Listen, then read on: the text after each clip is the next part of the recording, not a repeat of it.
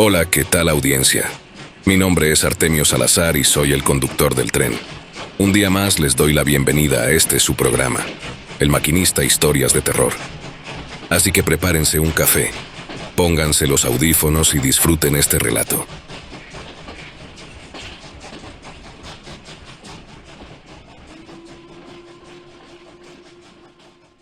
Buenas noches. No hablo muy bien el español, pero quien me recibió el relato me dijo que no tenía problema en traducirlo. Mi alias es Capitán Robert Palmer. Debido a lo delicado de la información que aquí se va a manejar, no puedo revelar mi nombre real. Esta historia involucra el encuentro de mis tropas con algo que hizo que por años cuestionara mi cordura y mi estado mental. A pesar de haber tenido terapias durante años, la historia sigue firmemente en mis recuerdos, aprisionando mi mente y causándome pesadillas e insomnio hasta el día de hoy. Durante la Guerra del Golfo, me desempeñé como teniente de caballería motorizada del 60º Regimiento Blindado. Éramos un convoy compuesto por fuerzas aliadas y afganas en labores diversas para garantizar nuestro libre tránsito en la zona de Kabul, organizar el transporte de material y efectuar labores de reconocimiento, extracción de civiles, entre otras actividades, específicamente con movilizaciones nocturnas prácticamente a paso silencioso sobre la arena desértica.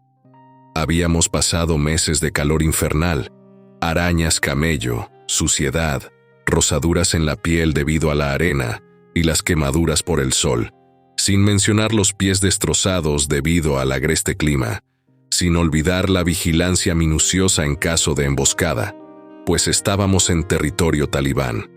Soy veterano, ya no era un veinteañero cuando este inusual hecho ocurrió. Nuestro plan era llegar a Kabul en el menor tiempo posible, pero nuestro guía, a quien llamaré Mustafa, constantemente estaba nervioso, debido a que por las noches lo observaba llenando una tras otra su pipa de tabaco y algo de opio, lo que indicaba que presentía algo. En una noche en vísperas del 4 de julio, nos detuvimos en unas ruinas que, según Mustafa, eran los vestigios de un antiguo templo dedicado a deidades ya olvidadas. Nos contó que incluso los talibanes son peores que los cristianos al destruir la fe de los demás. Arrasan con todo lo que vaya en contra de sus creencias, destruyendo y quemando casas, templos y todo cuanto esté fuera de su entendimiento. Por ello, todos esos templos están ahora en ruinas. Aquí estaremos a salvo, me dijo Mustafa. Hace mucho que no vienen y no tienen a qué volver. Aquí solamente hay escorpiones y una que otra serpiente, pero no se meterán con nosotros si no las molestamos. El problema es cuando estemos cerca de Kabul, especialmente al pasar por Mosaji. A simple vista es un poblado como cualquier otro, pero los muyahidines cuentan cosas.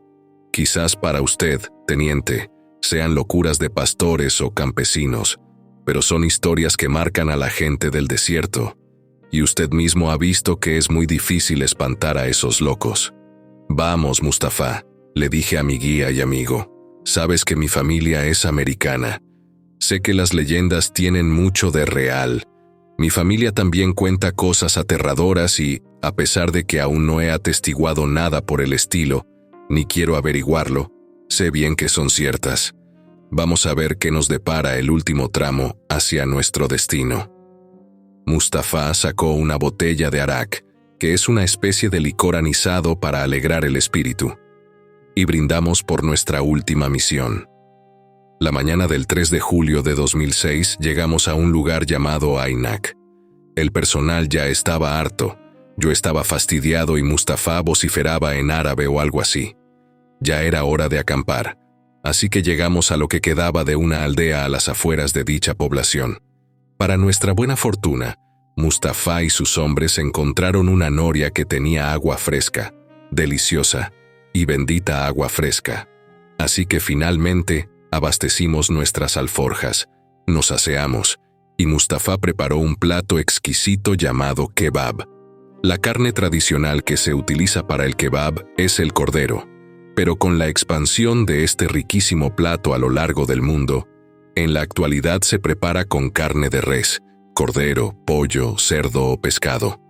Pero nadie lo prepara como los verdaderos nativos de Medio Oriente. Caray, era lo mejor que habíamos comido en meses. En fin, todos estábamos en nuestros deberes, aunque de una manera más relajada. Al parecer, sería otra noche sin problemas, cuando el viento comenzó a dar un aire tétrico en la abandonada aldea. La luna casi llena hacía que la atmósfera y el paisaje se tornaran escalofriantes. Los muyahidines apostados en las colinas oraban a media voz como era costumbre, pero visiblemente más nerviosos. El cabo Newman, a cargo de transmisiones, me ponía al tanto de las instrucciones del grupo de comando que ya nos esperaban en el punto cero, mientras el sargento Stewart organizaba la siguiente guardia. A eso de las 11 de la noche del 2 de julio, recibimos una vaga transmisión del 4º Batallón de Rangers del 75º Regimiento, quienes estaban en medio de una refriega solicitando apoyo aéreo. Puesto que el grupo blindado más cercano éramos nosotros, a los pocos minutos un escuadrón de apaches pasó sobre nuestra ubicación. Generalmente usamos el equipo de comunicaciones solo para casos oficiales, aunque honestamente, también hay canales para andar de chismosos, lo que nos sacó de nuestra tranquilidad, quizás por lo increíble, quizás por lo descabellado, fue cuando el teniente Anderson dijo: «Los vimos, están frente a nosotros a 400 metros, se mueven demasiado rápido». Al pedir el jefe de pilotos que marcara el blanco con una trazadora, los helicópteros decían: «No ver nada en el área objetivo». No podían permitirse herir a inocentes después de todos los asuntos del pasado, por lo que el teniente, saliendo del protocolo, usó un señalador láser de color verde para ubicar al objetivo. Cuando la cámara infrarroja dio confirmación, preguntaron si estaba seguro de que autorizaba el fuego de abatimiento. El teniente dijo que era afirmativo, en estas palabras: «Esas malditas cosas ya dieron cuenta de 6 de mis hombres y 2 guías. Oh sí, claro que autorizo, maldita sea». El piloto dijo que no se trataba de un guerrillero, sino de una especie de animal o algo parecido. «Confirmado», respondió Anderson. «Anda a 2 y 4 patas a la vez. Debe ser un tipo de hiena entrenada para cazarnos o algo por el estilo». Finalmente, los apaches abrieron fuego, dando parte de blanco no abatido. Evadió sin dificultad el lanzamiento de la ráfaga de la minigun, así como de 2 cohetes, perdiéndose en los acantilados desérticos. Anderson maldijo y apagó la radio. Como era de esperarse, quienes escuchamos la transmisión en el canal secundario, estábamos estupefactos. Observé a mi amigo Mustafa retirarse a las rocas con su inseparable pipa. Era mi señal para ir a conversar, pues sabía que mi amigo sabía algo que no debían escuchar los demás, no aún de menos. Ahora que lo pienso, no sé de qué manera podía desahogarme de esa situación. No sé aún, es más, si fue correcto dar a conocer algo tan delicado y que minó a varios grupos de élite del ejército, como si se tratara de Boy Scouts aficionados. Estoy arriesgándolo todo, pero la gente merece saber la verdad y que allá afuera hay cosas que están fuera del entendimiento humano. No lo soñamos, ni fue histeria colectiva. Nosotros lo vivimos, lo vimos, y con trabajo salimos de ahí, aunque no todos. Perdimos familiares y amigos en esa incursión. En fin, a la mañana siguiente, nos preparamos para la marcha nuevamente. El equipo Ranger reportaba menos 6 hombres al mando esa mañana. Después de la oración matinal de nuestros guías, nos dispusimos a la marcha. Mustafa me había contado la noche anterior acerca de una creencia muyahidín y de gran parte del territorio árabe. Se dice que cuando los grupos radicales se separaron del resto del pueblo, Alá se molestó tanto que despertó a los horrores nocturnos del desierto para castigar no solamente a los infieles, sino también a los traidores. Ellos les llamaban al-Gules o Ghouls, como los conocemos nosotros. Al preguntarle qué significaba, me dijo que relativamente eran demonios que bebían la sangre y comían la carne de sus presas. Le describí a los vampiros, pero me dijo que no, hasta que me referí a los hombres lobo. Después de un largo y resignado suspiro, me dijo que esa era la forma más adecuada de describirlos, pero que eran muy diferentes. Se parecen a ambos monstruos y tienen las mejores cualidades y los peores vicios de ambos también. Relativamente, la gente de Medio Oriente piensa que surgieron de las profundidades del infierno. Son bestias sin alma ni corazón.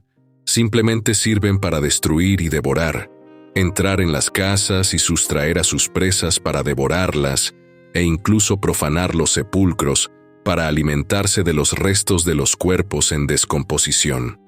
A pesar de que él, cuando era niño, pensaba que solamente eran cuentos de hadas, decía que cuando los pueblos se rebelaron a Saddam Hussein, él mismo se hacía acompañar de varios entre sus más cercanos, y ese había sido el motivo de que fuera tan difícil de capturar. Posteriormente comentó que la mayoría de las desapariciones sin explicación se les atribuyen a esas extrañas criaturas. Esa tarde, avanzamos hasta Baggai.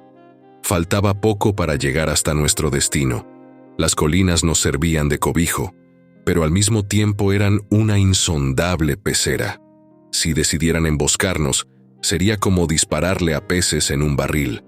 Pero nuestros guías eran leales y extremadamente hábiles, por lo que nos sentíamos a salvo y a buen recaudo. Asimismo, ellos contaban con nuestro respaldo y la amistad entre varios de nosotros. El primer estremecimiento nos llegó a las 18 horas del 3 de julio. En la lejanía se escuchaba el viento con fuerza. Ese día lloraba como alma en pena, y la luz de la luna llena arrastraba la figura de la muerte. Entre el lúgubre ulular del viento, un aullido o bramido intenso venía en dirección de Mosaji, justo en nuestro camino. De repente lo vimos. Era un camarada herido. Venía caminando lentamente, como perdido, tropezando y cayendo en momentos, como si le hubieran abandonado o algo peor. Inmediatamente nos pusimos en alerta, pero para nuestra sorpresa, se trataba del teniente Anderson. Venía desarmado, descalzo, insolado, deshidratado y hambriento, desfallecido por el largo tramo que había vuelto sobre sus pasos, a pesar de que su unidad había pasado ese punto días antes, y para colmo gravemente herido y sin el brazo derecho. Al llegar, lo sostuvimos Mustafa y yo. «Anderson, ¿qué pasó? ¿Por qué no estás con tu unidad?», le pregunté. El comandante Anderson nos dijo que se habían quedado sin municiones ni pertrechos debido al zafarrancho de la noche anterior. Solicitó refugio, pero se lo negaron. Así que, gracias a los cascos azules de la ONU, quienes afortunadamente iban pasando a unos 1500 metros, él cubrió el escape de sus hombres, así como de varios aldeanos heridos por el ataque de esas criaturas. Al hacerlo, vio que una de esas cosas iba detrás de ellos, así que pidió un arma y atrajo a esa bestia hacia él, permitiendo que sus amigos pudieran escapar a salvo. «Un capitán siempre se hunde con su barco, hermano», fueron las últimas palabras del valiente capitán Anderson, quien recibió el ascenso y la medalla al valor más allá del deber en carácter póstumo. Los ánimos bajaron al mínimo permisible cuando, de repente, Mustafa gritó tanto a sus hombres como a los míos que no podíamos permitirnos que la moral bajara. Así que todos al unísono gritamos el famoso Allahu Akbar, cuya traducción sería «Alá es el más grande» o «Dios es grande». El comandante Anderson hizo lo que debía hacer, continuó Mustafa. Por el bien de los suyos no podíamos despreciar ni desperdiciar su sacrificio. Al contrario, debíamos honrar su valor y dar caza al Ghul, vengar a nuestro amigo caído o morir en el intento. Nos atrincheramos tras los blindados. Esa cosa se escuchaba a lo lejos. Sabíamos que venía siguiendo el rastro de Anderson. Quería a su presa, y ahora nuestro deber era impedir que ese demonio nos arrebatara a nuestro ahora oficial superior caído. Así que la consigna, más que nunca, era que ninguno debía quedar atrás, ni vivo ni muerto. Así lo acordamos y así lo llevamos a cabo.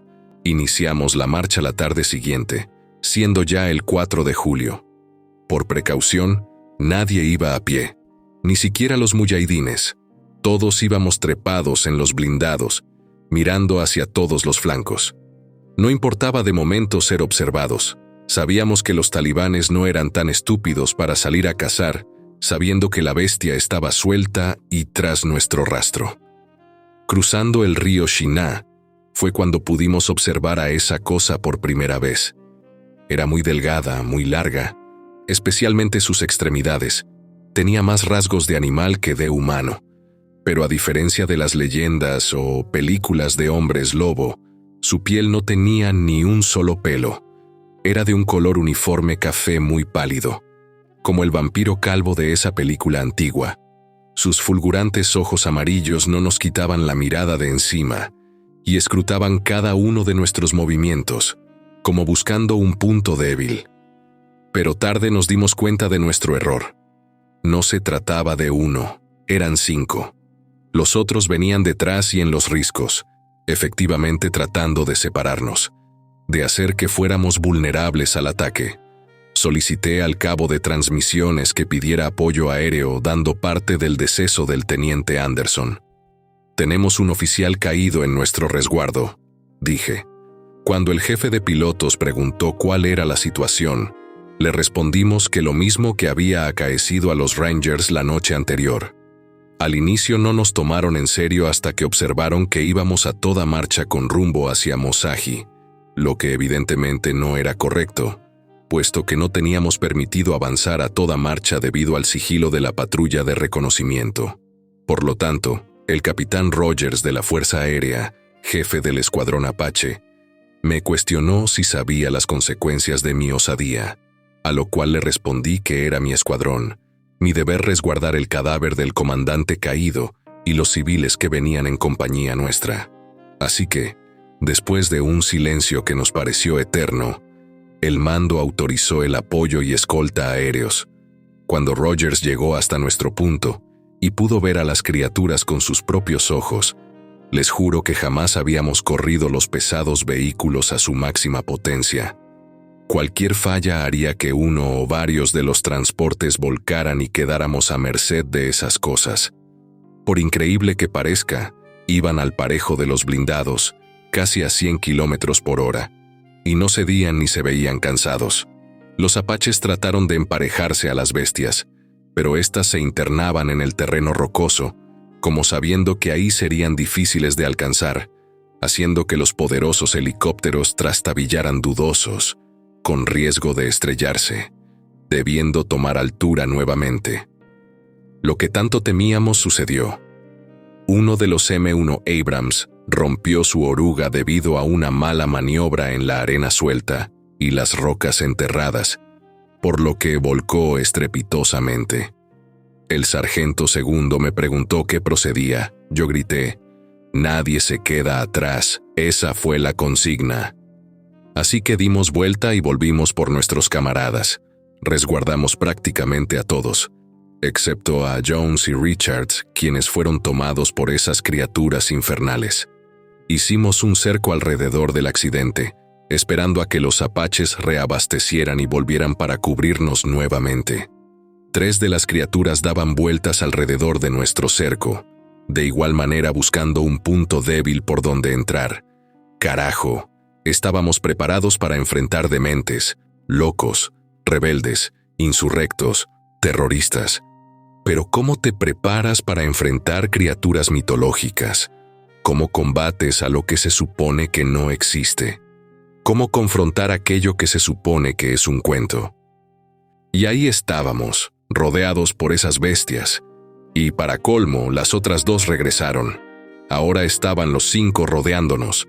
Sabíamos perfectamente que cuerpo a cuerpo era imposible enfrentarlos. Eran grandes, ágiles, astutos y veloces, sin mencionar que estábamos en su territorio. Era su coto de caza, y nosotros, simplemente, una presa más lista para ser atrapada y devorada. Los apaches se ocuparon en otra incursión, por lo que nos pidieron paciencia. Les seré bien honesto. Le menté la madre al mando justo en línea abierta. El capitán no respondió, pero sabía lo que pensábamos de ellos. Todos sentimos que era nuestro final. Esas cosas nos harían pedazos y jamás volveríamos a casa, ni siquiera nuestros restos para ser velados. A pesar de que disparábamos en sincronía para no desperdiciar las municiones, nada parecía hacerles daño a esas cosas, no lo suficiente por lo menos. Los cañones de los tanques eran inútiles, demasiado pesados para poder ser precisos contra aquellos que se movían velozmente. Cuando nos quedamos sin parque, tomamos las bayonetas, machetes y todo cuanto teníamos a mano para defendernos. Mustafa me invitó al último brindis. Sonriendo me dijo, «Ten una larga vida y una digna muerte». Y sin más, él y sus hombres se arrojaron hacia las criaturas, lanzándose como los guerreros legendarios de su pueblo, empuñando sus yihad, las espadas que los llamados guerreros de Dios usan para la batalla y que dan el nombre a su famosa Guerra Santa. El sacrificio de tan buenos amigos y tan nobles caballeros nos dio el tiempo suficiente para llevar a los heridos a los demás vehículos y emprender la huida nuevamente a toda marcha. Faltaban interminables kilómetros que se nos hacían eternos, mientras esas malditas fieras nos pisaban los talones. ¿Qué haremos, teniente? Nadie tiene parque y esas cosas nos están alcanzando, me decía el sargento Richards, mientras una poderosa ráfaga pasaba encima de nosotros, dando cuenta de dos bestias que quedaron hechas pedazos ante los embates del poderoso GAU-8 Avenger del teniente Lockwood en su A-10 Thunderbolt de apoyo aéreo. El A-10 es un avión antiguo, pero es el apoyo aéreo de peso completo desde Vietnam hasta la fecha y nunca ha fallado en su misión. Sus cartuchos de 20 milímetros de uranio empobrecido hacen polvo todo lo que tocan, incluso la acorazada piel de esas bestias. Lockwood, por la radio, me daba las instrucciones de seguir adelante hasta Kabul, mientras él cubría nuestra retirada. No cesaron hasta que, después de otro ataque del A-10, solamente quedaron dos, los cuales, a lo lejos, aullaron y rugieron furiosos mientras nosotros, aún con el alma en la mano, dábamos gracias a todas las fuerzas del universo por el apoyo tan oportuno del teniente Lockwood y su A-10. Llegamos a Kabul hechos una piltrafa, con equipo de menos, muchas bajas considerables de valientes caídos en combate, porque eso fue, literalmente, un combate, muy sobrenatural, pero a fin de cuentas, un combate. Al arribar al centro de comando, ya nos esperaban altos mandos y consejeros militares de dependencias gubernamentales que en mi vida había escuchado, catalogando la incursión como estrictamente confidencial, diciendo con la más alta frialdad que lo que había pasado en ese lugar jamás pasó. Sucedió, lo vivimos, maldita sea que me lleven todos los diablos del infierno. Perdí a mis mejores hombres, a grandes amigos y soldados de primera clase en ese lugar, quienes también perdieron familia en ese ataque. ¿Cómo así sin más pueden decir que no pasó?